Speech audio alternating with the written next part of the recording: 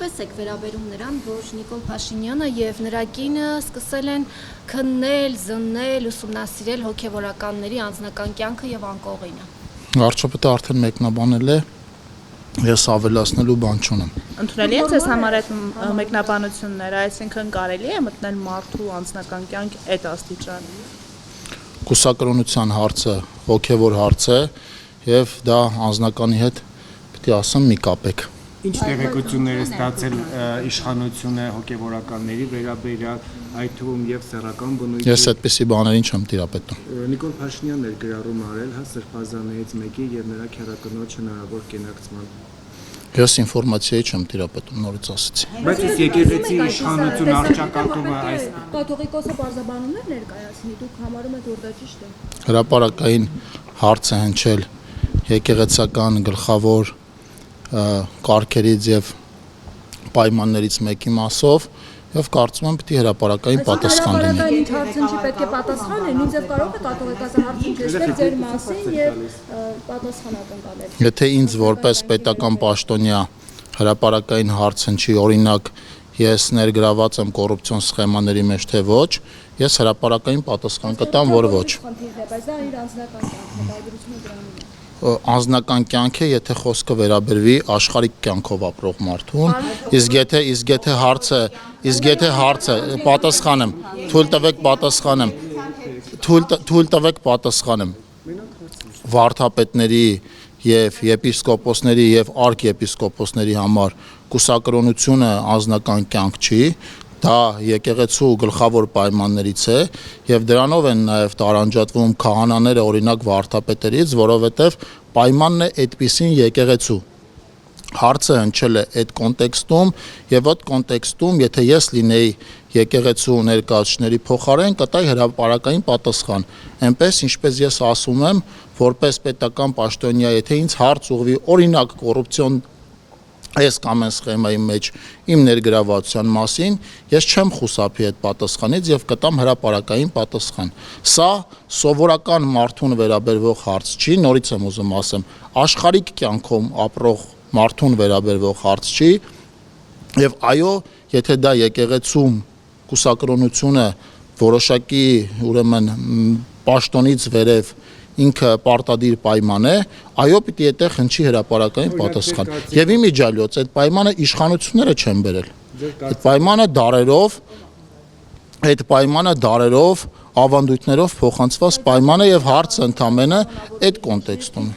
Եկեղեցի եւ պետությունը սահմանադրությամբ անկախ ինստիտուտներ են։ Ենթադրենք սրբազաններից ոմանք կամ կաթողիկոսի երեխա ունի։ Պետությունը ինչպես է պատրաստվում այդ հարցը լուծել։ Ինչ մեխանիզմներ կա, իրավական ինչ գնահատական։ Ես նորից եմ ասում, հարցը տարածքային կառավարման եւ ենթակառուցվածքների նախարարության տիրույթում չէ։ Թեմային տեղյակ եմ այնքան, ինչքան հրապարակային քննարկումներն են լինում, եւ ես ձեր հարցին պատասխանում եմ որպես հայ քրիստոնյա մարդ, ով հավատում է Աստծուն։ Ընդամենը իմ մեկնաբանությունը հետեւյալով է, որ այո, եթե որոշակի պաշտոններից բարձր եկեղեցում կուսակրոնությունը պարտադիր պայման է, դա չի առնչվում միայն եկեղեցուն, դա առնչվում է նաև այն հավատավոր մարդկանց, ովքեր հավատում են Աստծուն եւ հայ առաքելական եկեղեցու հետևորդ են։ Ձեր կարծիքով կաթողիկոսի հնարավոր զավակ ունենալու հանգամանքն է ավելի շատ վնաս հասցրել հայոց պետականությանը, թե օրինակ քաղաքացիական պայմանագիրն իր իշխանությամբ։ Մենք ամեն ինչ անում ենք հայոց պետականությունը ամրացնելու եւ ես չեմ կարծում իշխանության օրոք հանձնվեց Արցախը, ունեցանք պատերազմ, հազարավոր զոհեր եւ այլն։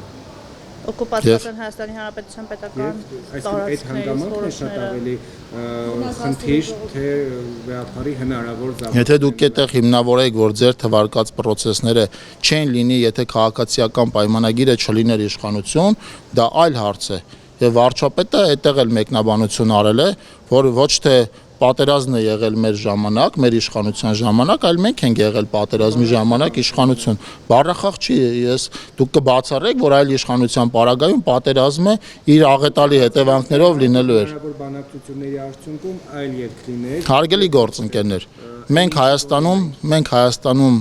կառավարող մեծամասնություն ենք դարձել ժողովրդի քվեով։ Այս հարցերից հետո ես պիտի առաջարկեմ ձեզ ուրեմն առաջարկով հանդես գալ, այսինքն ինչ է առաջարկում, օրինակ առաջարկում որ քաղաքացիական պայմանագիրը չմասնակցել ընտրություններին, չհաղթել ընտրությունը, ժողովրդին ինչ է առաջարկում է չընտրել քաղաքացիական պայմանագիրը։ Մենք իշխանություն, ոչ, մենք իմանաք վեհապարը զավակ ունի թե չունի։ Ինձ որպես հայ քրիստոնյա մարդ, ով հավատում է Աստծո եւ հայ առաքելական եկեղեցու հետևորդ է, այդ հարցը հետաքրքիր է ոչ միայն վեհապարի մասով, այլև բոլոր այն կուսակրոն ուրեմն հոգևորականների, որոնք պիտի լինեին կուսակրոն, անկախ անուն ազգանունից։ Այս հարցը բազմաթիվ անգամներ շրջանառվել է եւ հիմա կարծես թե ավելի ինտենսիվ է շրջանառվում նաեւ լրատվականների այսպես այդ նյութը անընդհատ պատասխանելու շնորհիվ։ Ես այդպիսի տեղեկություններ չունեմ։ Դուք հոգևորականներին եք թիրախավորում, բայց ըստ էության Ես ոչ մեկի չեմ թիրախավորում։ Իշխանությունն էլ հոգևորականներին չի։ Սրբազանների մասին Նիկոլ Փաշինյանի գրառումները չեք տեսնում ամենօրյա։ հնարավոր է նաև առաջիկայում ինչ-որ փոփոխություններ եք ուզում անեք եւ հող եք նախապատրաստում Սահմանադրության մեջ փոփոխություններ եք ուզում անեք եւ հող եք նախապատրաստում նման հայտարարությունները։ Իշխանությունը եկեղեցուն չի թիրախավորում, իշխանությունը սրբազաններին չի թիրախավորում, հայ առաքելական եկեղեցում կան բազմաթիվ կուսակրոն, պարկեշտ սրբազաններ, կան բազմաթիվ քահանաներ, որոնք ի պաշտոնե կարող են լինել ոչ կուսակրոն, եւ մենք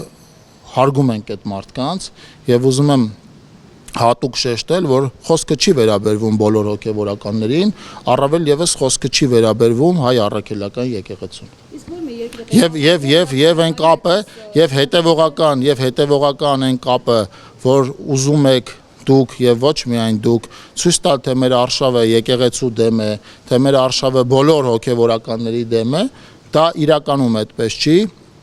Եվ դրա մասին մի քանի անգամ տարբեր իմ գործընկերներ հրապարակային խոսել են եւ ես էլ հիմա հրապարակային ասում եմ, որ այո, հայ առաքելական եկեղեցում կան բազմաթիվ պարկեշտ սրբազաններ, բազմաթիվ պարկեշտ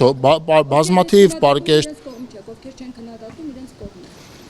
հայ առաքելական եկեղեցու մեջ մենք տարանջատումներ չենք անում, ովքեր են մեր կողմ, ովքեր մեր կողմ չեն։ Հարցը շատ պարզ է, հարցը վերաբերում է եկեղեցու հիմնական կարգերից եւ պայմաններից մեկին եւ պիտի առաջարկեմ չխուսափել այդ պայմանից եւ այդ պայմանը անընդհատ չուղղորդել աշխարհիկ դաշտ։